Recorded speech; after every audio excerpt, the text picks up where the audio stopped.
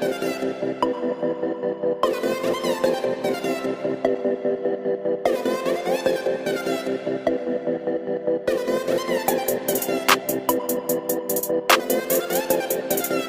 वालेकुम स्टूडेंट, आज हम मैट्रिक क्लास का गेस्ट पेपर बेटा आपके लिए बनाया है हमने।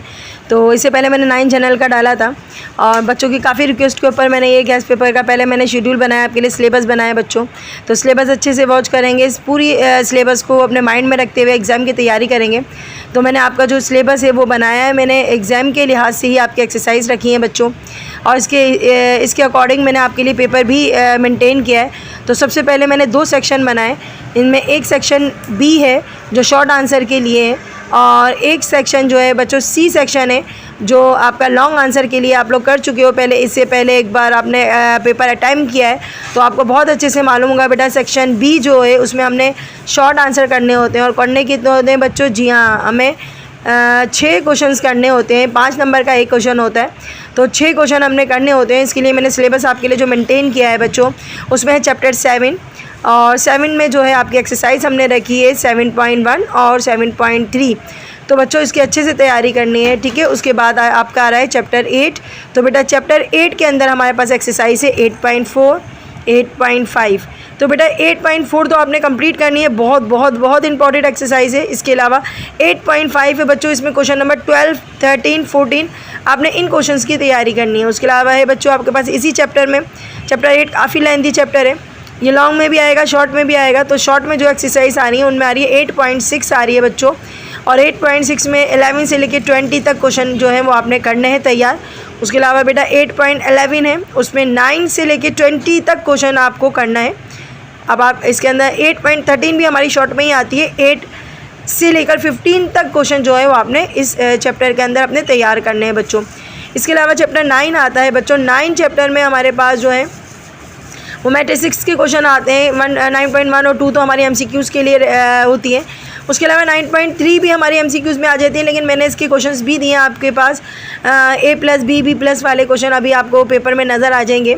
तो मैं आपको सिलेबस बता देती हूँ कि 9.3, 9.4 और 9.5 बच्चों इनकी भी अच्छे से तैयारी करनी है। इनमें से एक क्वेश्चन आ जाता है, ठीक है बच्चों, तीनों एक्सरसाइज में से एक क्वेश्चन आ जाता है, लेकिन मैंने तीनों एक्सरसाइज दिए ताकि आपको अच्छे से तैयार हो, आप लोग किसी मुश्किल का शिकार ना हो।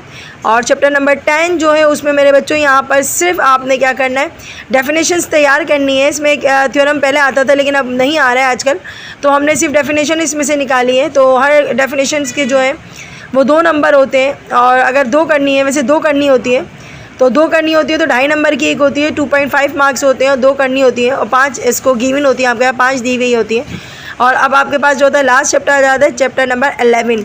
तो बच्चों ये भी बहुत इंपॉर्टेंट चैप्टर है। 11.1 आपको हमने डायग्राम्स बनाई हुई हैं, आपके पास 11.1 पूरी मेरे चैनल पे मौजूद है।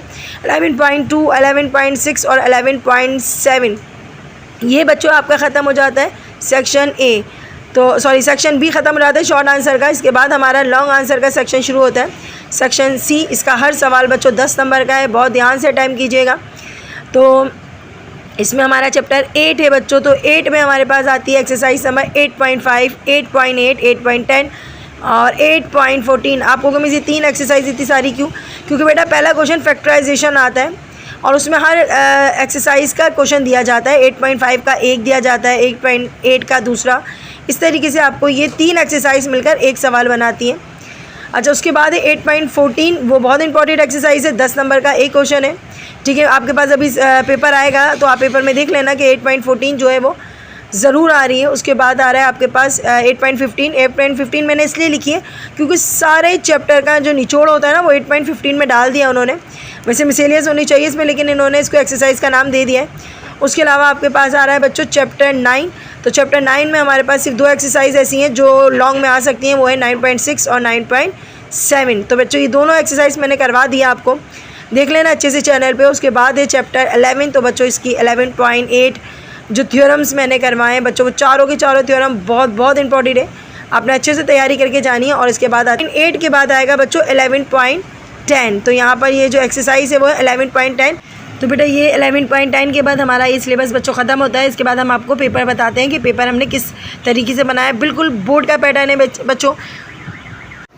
तो बेटा देखिएगा, हमने ये आपके लिए पेपर मेंटेन किया है। सेक्शन बी में हमारे पास जो क्वेश्चंस हैं तो उसमें सबसे पहले जो मैंने एक्सरसाइज डाली है सिलेबस के अकॉर्डिंग 7.1 है बच्चों। इसके अंदर आप इफ़ ए इक्वल है साइड आपके पास है 2x³ minus 4x square minus 5b is equal to 4x³ minus 9x minus 8x square plus 3 and c is equal to minus 6x square minus 3x³ plus 2 minus 5x। तो बच्चों इसको पहले arrange करना है, सॉल्व भी इंशाल्लाह करवा देंगे आपको। Find the value of a plus B plus C. तो बच्चों ये है आपका एक पहला क्वेश्चन है 7.1 से लिया गया है। इसके अलावा क्वेश्चन नंबर 2 जो है बच्चों वो सिंप्लीफाई, और ये हमारी एक्सरसाइज नंबर 7.3 से लिया गया है x minus x exponent 4 minus y exponent 4 divided by x minus y। तो बच्चों इसके बाद क्वेश्चन नंबर 3 जो है वो बहुत इंपॉर्टेंट एक्सरसाइज से लिया गया है 8.4 से बच्चों, और ये एक्सरसाइज जो है वो काफ़ी इंपॉर्टेंट आपके लिए इसलिए क्योंकि इसमें से 2 या 3 क्वेश्चंस तो आपके आते ही हैं। Evaluate by using suitable formula 403 और होल स्क्वायर बच्चों ये 8.4 का है। नीचे वाला क्वेश्चन जो आपको नज़र आ रहा है क्वेश्चन नंबर 4 नज़र आ रहा है। Find the value of a square plus b square when a minus b is equal to 7 and ab is equal to 18। बेटा ये भी इसी एक्सरसाइज का क्वेश्चन है।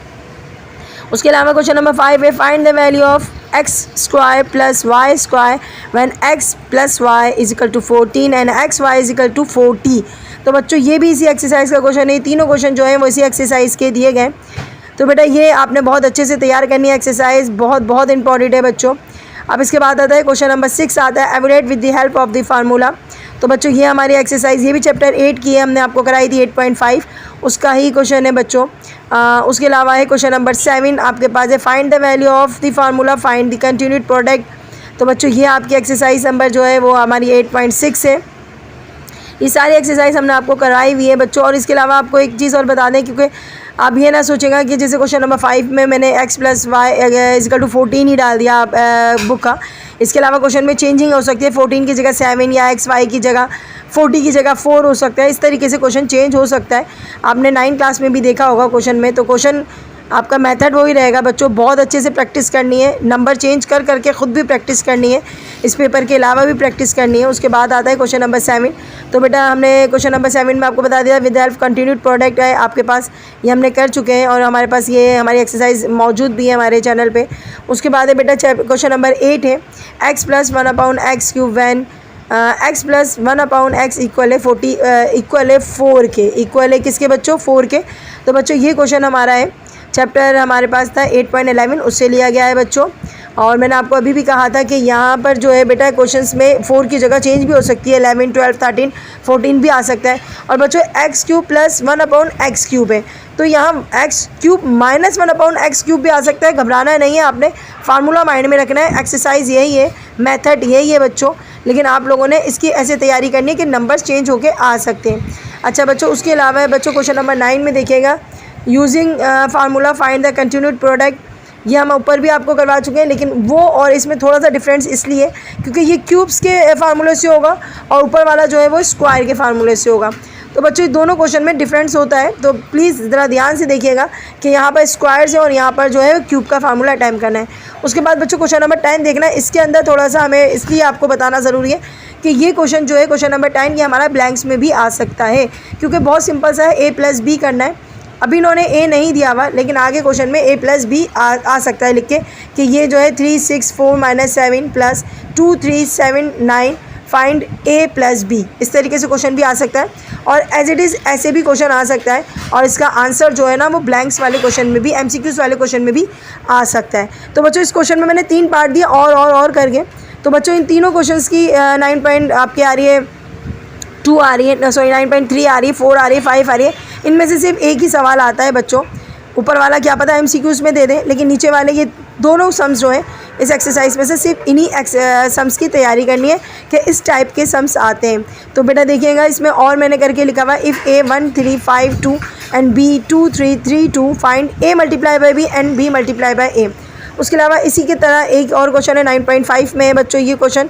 तो यहाँ पर क्या है 1/2 माइनस 4 3 5 फाइंड a इनवर्स। तो बच्चों ये भी हमारे चैनल पर मौजूद है। उसके अलावा है question number 11 construct a triangle ABC in which AB equal है 6 सेंटीमीटर। अच्छा बच्चों इस क्वेश्चन के बारे में आपको बता दी चलूँ कि ये क्वेश्चन जो है हमने 11.1 में करा है, लेकिन हमने उसको जो है इस तरीके से मतलब क्वेश्चन इस तरीके से इस फॉर्म में नहीं दिया गया, अलग फॉर्म में दिया गया है, वो मैं आपको अपना सॉल्व पेपर में दिखा दूँगी। लेकिन बेटा करना वही क्वेश्चन है, क्वेश्चन डिफरेंट तरीक़ों से देते हैं आपको करने के लिए, लेकिन सेम करना है, डायग्राम बनानी है, कंस्ट्रक्ट करना है, ट्राइंगल की डेफिनेशन लिखनी है, सब यही करना है। ओके बेटा, अब उसके बाद आते हैं क्वेश्चन नंबर 12 की तरफ। Find the length of a remaining side. बच्चों 11.2 है, हमने अभी ही डाली थी, अपलोड की थी, तो बच्चों देख लीजिएगा कि ए सी साइड 6 सेंटीमीटर है एंड बी सी साइड जो है वो आपका क्या 8 सेंटीमीटर है। उसके अलावा बेटा क्वेश्चन नंबर 13 है, कोऑर्डिनेट है। Coordinate of the points A and B are 7, 3 and 5 - 2 respectively, that do this points 6 और 10 and -9, 8 lie on the A B. अच्छा बच्चों, अगर आपके पास इसमें लिखा हो on show the graph paper, तो बच्चों इसको ग्राफ पेपर में ही बनाना है, वरना आप इसको ग्राफ पेपर में नहीं बनाएंगे अगर इसमें नहीं लिखा हुआ। तो मैंने नहीं लिखा, क्योंकि ग्राफ पेपर में नहीं बनाना क्योंकि शॉर्ट में। उसके बाद बेटा क्वेश्चन नंबर 14, डेफिनेशंस करनी है। डेफिनेशन है बेटा चैप्टर 10 में मौजूद है, रे, angle, interior and exterior angle, verticals angle and parallel lines. तो बच्चों इसकी डेफिनेशन भी मैंने आपको जो है वो एक्सप्लेन कर दिए, इस पेपर में इंशाल्लाह आपको पता चल जाएगा। अब बच्चों ये क्वेश्चन देखें, क्वेश्चन सी शुरू होता है, इसमें सिर्फ 3 सवाल करने होते हैं, 10 नंबर का एक सवाल होता है। तो बेटा ज़रा इस क्वेश्चन को बहुत ध्यान से अटेम्प्ट करना होता है, चॉइस बहुत कम होती है इसके अंदर। तो बेटा फैक्टराइजेशन है, तो सबसे पहले फैक्टराइज करना है। चैप्टर 8 से दिया गया है पहला वाला क्वेश्चन, लेकिन इसमें काफ़ी सारी एक्सरसाइज कंबाइन होकर आ जाती हैं, बच्चे परेशान हो जाते हैं। 8 पॉइंट मैंने लगाई है, 8.5 है, 8.13 है, 11 है, तो सारी एक्सरसाइज मैंने लगाई हुई है। इन तमाम क्वेश्चंस की बहुत अच्छे से तैयारी करनी है।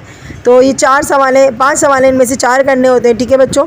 उसके बाद आते हैं क्वेश्चन नंबर 16 में आते हैं, तो एवेलेट द हेल्प। हाँ जी, ये एक्सरसाइज जो है वो 8.14 है बच्चों, इसका यही क्वेश्चंस आते हैं, इसके 3 या 4 सवाल इस टाइप के। तो इन्हीं क्वेश्चंस की प्रैक्टिस करनी है, 3 या 4 हैं बच्चों, उनको बहुत अच्छे से तैयार करना है। उसके बाद क्वेश्चन नंबर 17 आ जाता है बच्चों, और 17 में 9.7 टाइम की जाती है। 9.17 भी आप यूज़ कर सकते हो।